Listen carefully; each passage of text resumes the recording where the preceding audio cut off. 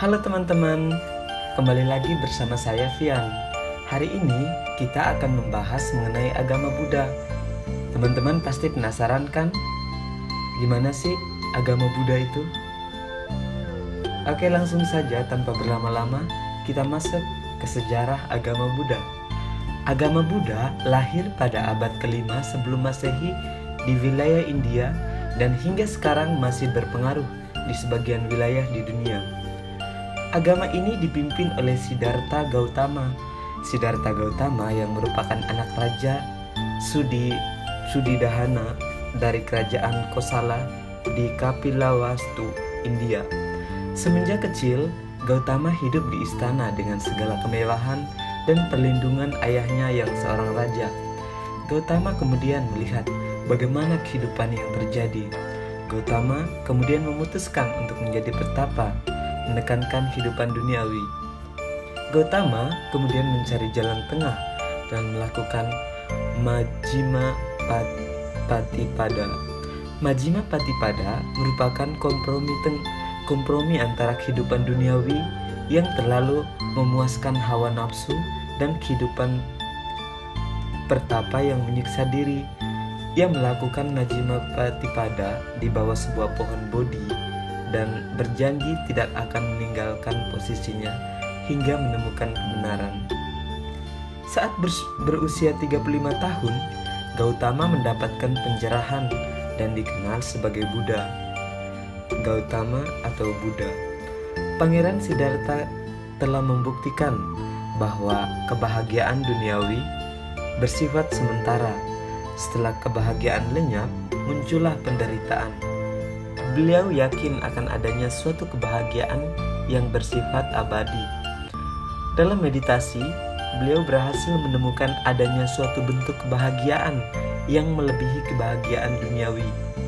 Kebahagiaan dalam meditasi ini adalah kebahagiaan spiritual.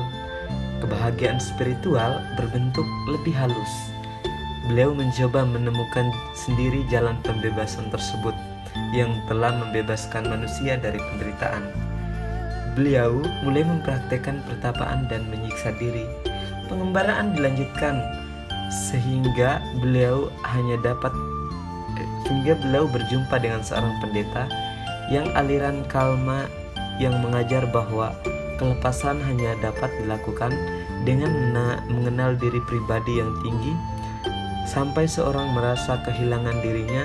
Dengan demikian, jiwa manusia akan terbebas dari ikatan materi yang tidak abadi. Siddhartha Gautama berpendapat bahwa bagaimanapun bebasnya jiwa, manusia tetap membutuhkan kelahiran, karena yang dimaksud bebas dari segala jiwa berarti manusia bebas dari kepentingan duniawi, bukan berarti kehilangan kepribadian diri.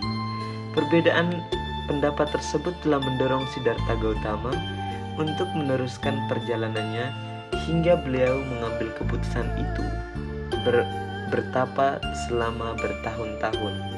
Demikianlah selanjutnya Siddhartha Gautama menemukan kesadaran dan keinsafan dari dalam dirinya tatkala dia berada di bawah pohon bodhi. Sebab itulah ia digelar sebagai Sang Buddha Gautama. Sejak itulah beliau mengajar ajaran ke Benares dengan keyakinan ia telah menerima wahyu ilahi untuk sampai pada manusia.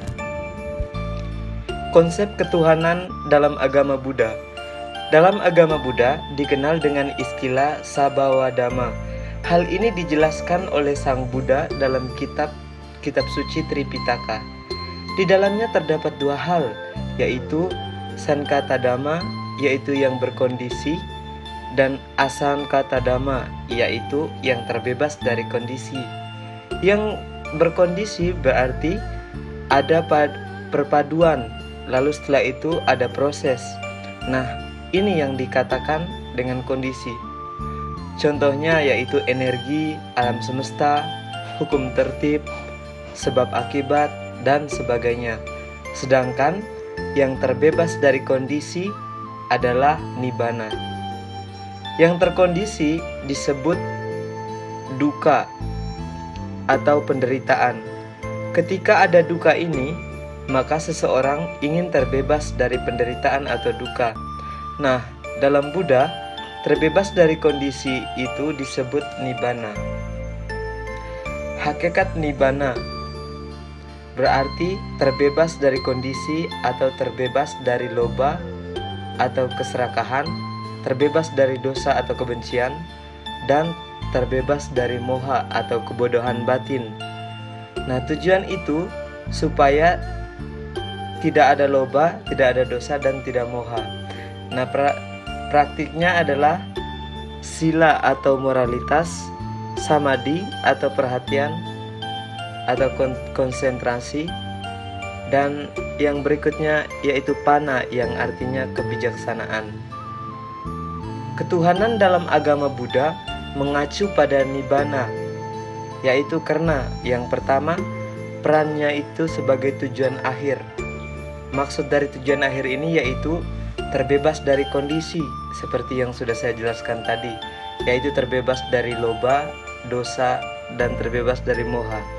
Dalam hal ini juga masih berhubungan dengan Pancasila, yaitu ketuhanan yang Maha Esa. Dalam penjabarannya,